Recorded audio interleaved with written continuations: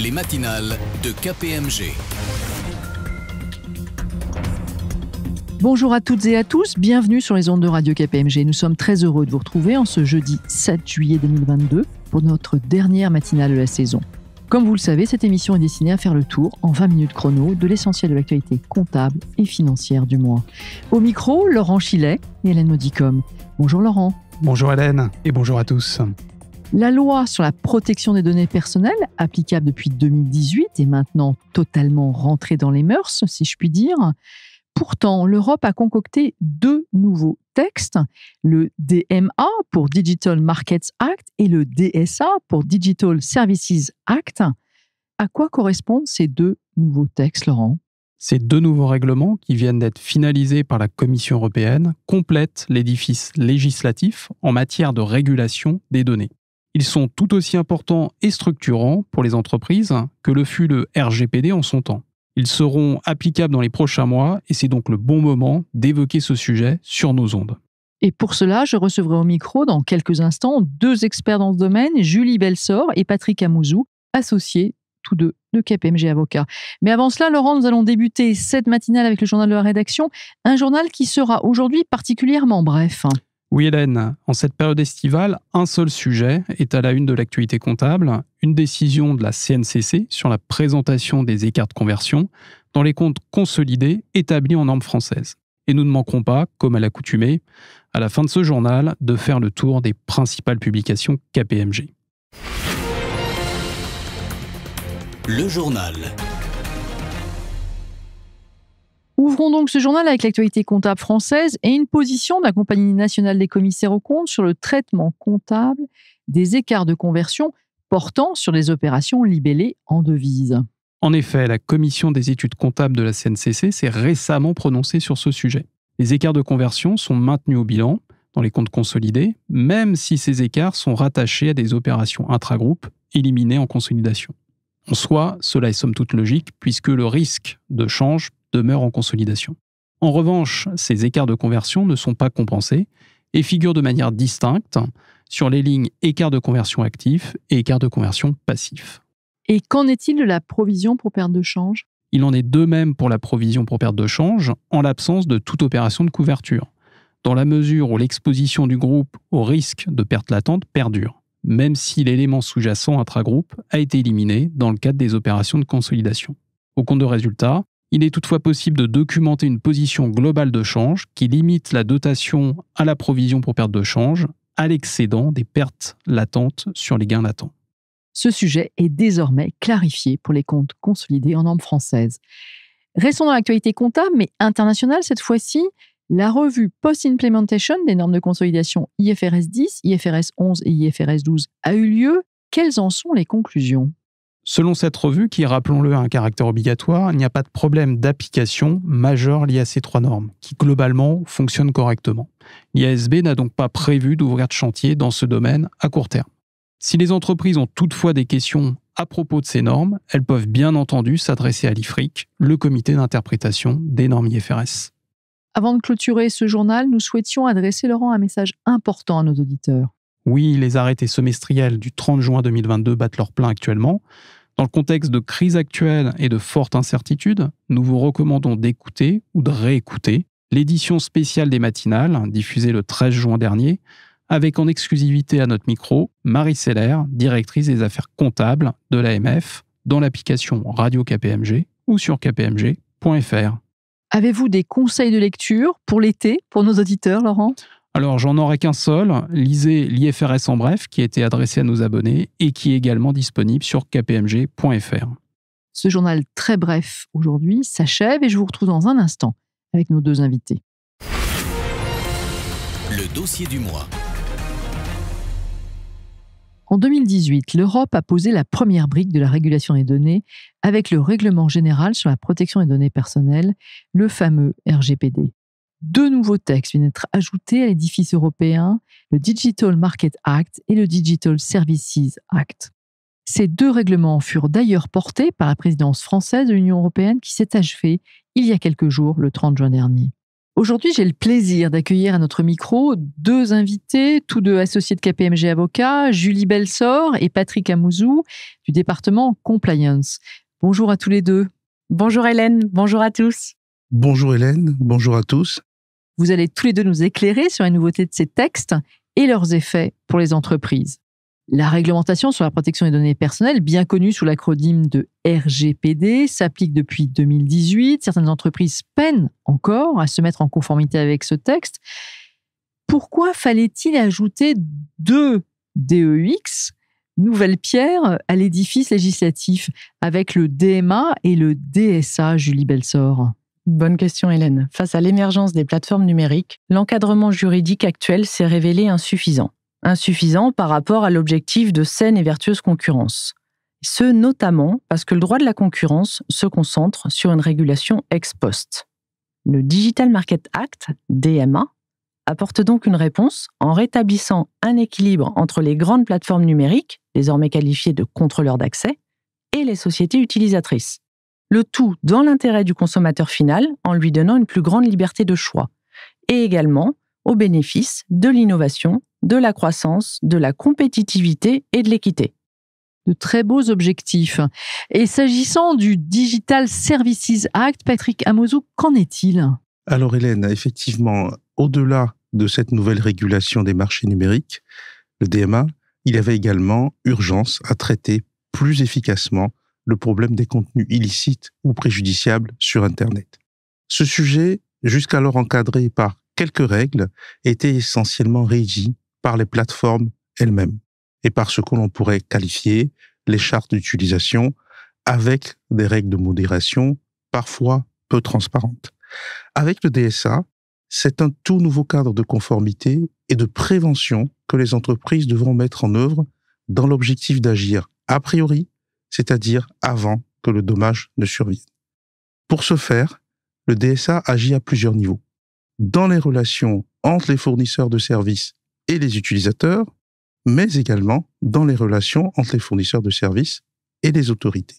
Ces 2 textes sont, comme le fameux RGPD, des règlements européens.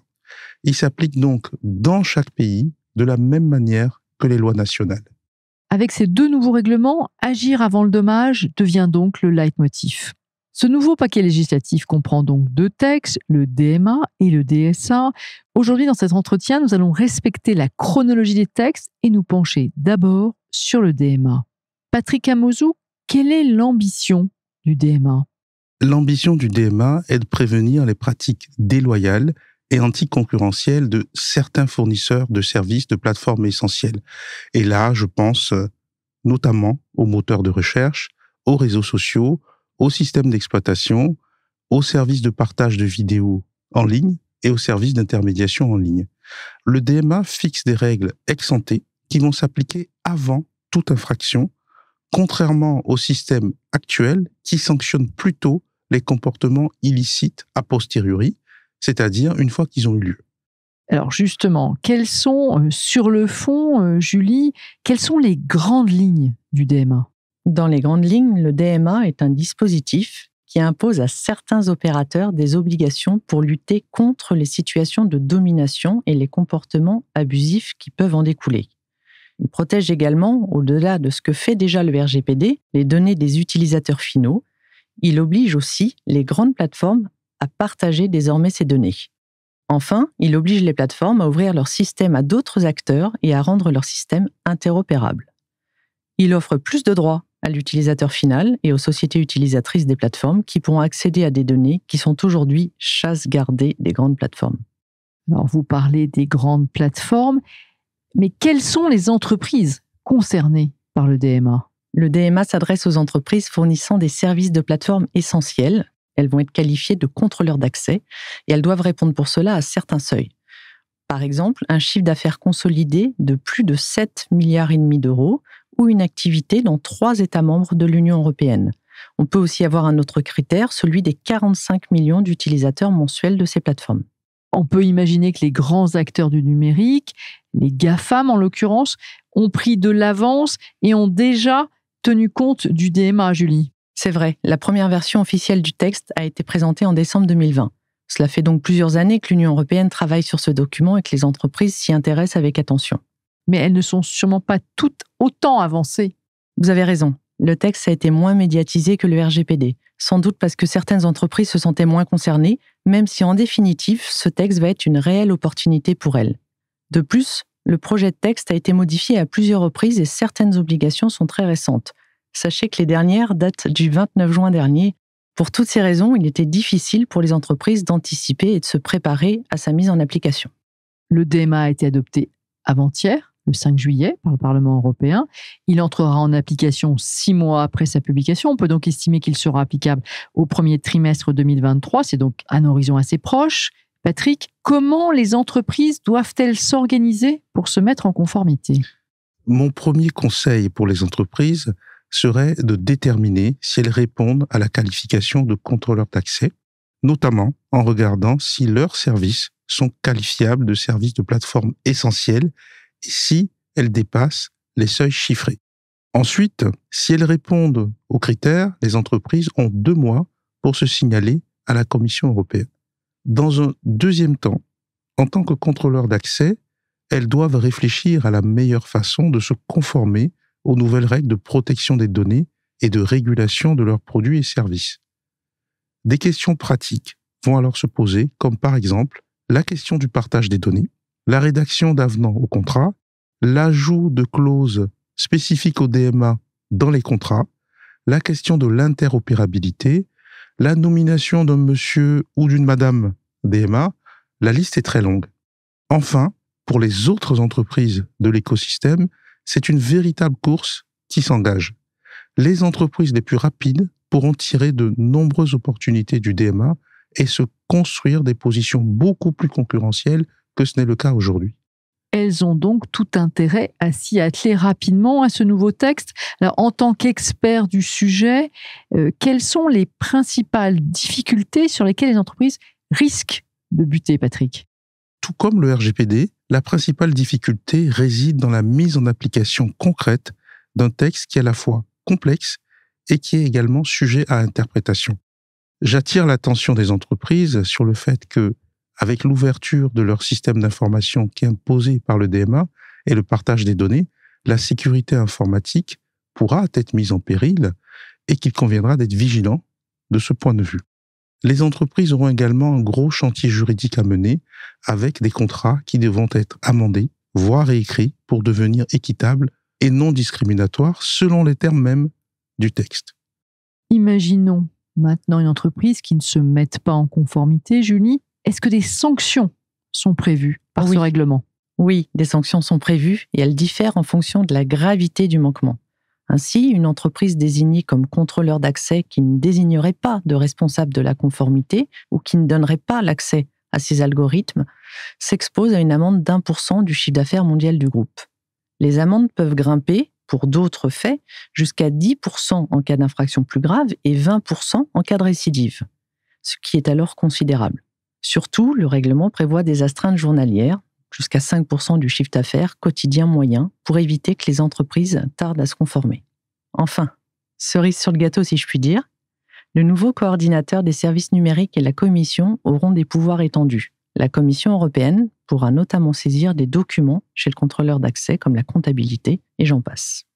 C'est effectivement assez dissuasif, ou du moins ça va plutôt inciter à se mettre en conformité rapidement. Quelle est la territorialité de ce règlement DMA, Julie ? Comme le RGPD, Hélène, le DMA s'applique à l'ensemble des services numériques fournis ou proposés aux entreprises ou utilisateurs finaux domiciliés dans l'Union par les contrôleurs d'accès. Le lieu d'établissement du contrôleur d'accès et la loi régissant la fourniture du dit service sont indifférents. En clair, le GAFAM installé aux États-Unis, utilisé par les Européens, rentre dans le champ d'application du DMA. Donc un champ d'application large.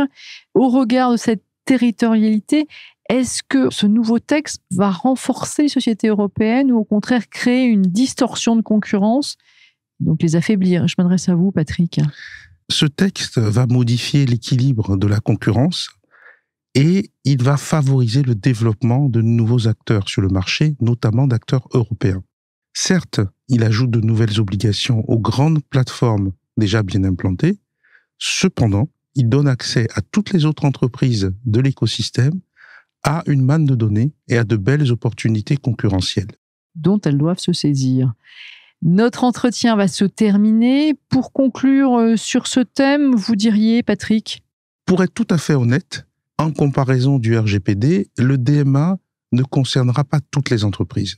Son champ d'application est beaucoup plus restreint et le travail de mise en conformité en lui-même sera nécessairement moindre. Cependant, le DMA va changer la donne pour tout l'écosystème des GAFAM et au-delà. Ces acteurs économiques vont dorénavant disposer de nouvelles opportunités pour accéder à ce qu'on appelle l'or noir des données. Julie Belsort, vous souhaitez ajouter un mot en conclusion ? Oui, que ce texte modifiera probablement les modèles économiques de ces entreprises. Et dans la foulée, vient d'arriver le 5 juillet le Digital Services Act, le DSA, qui parachève l'édifice législatif en apportant des obligations sur les contenus en ligne. Les entreprises n'en ont donc pas fini avec leur programme de mise en conformité et un nouveau chantier va devoir s'ouvrir là encore. Et nous n'avons pas fini d'en parler sur nos ondes. Nous aurons donc l'occasion de parler du DSA d'ici quelques jours. Un grand merci à vous deux pour vos éclairages et nos équipes de KPMG Avocats, emmenées donc par vous-même, Julie Belsort et Patrick Amouzou, sont bien entendu à votre disposition pour accompagner les entreprises dans ce programme de mise en conformité. Cette émission touche maintenant à sa fin. Un grand merci à vous, Laurent, pour avoir été à mes côtés tout au long de cette saison pour animer cette belle émission. Ce fut un plaisir partagé, Hélène, et je retrouverai avec bonheur nos auditeurs à la rentrée pour une nouvelle saison des matinales. En attendant, très bon été à tous. Et pour ma part, je vous retrouve d'ici quelques jours pour une édition spéciale des matinales consacrée au Digital Services Act, le petit frère du Digital Markets Act. À très bientôt donc. Les matinales de KPMG.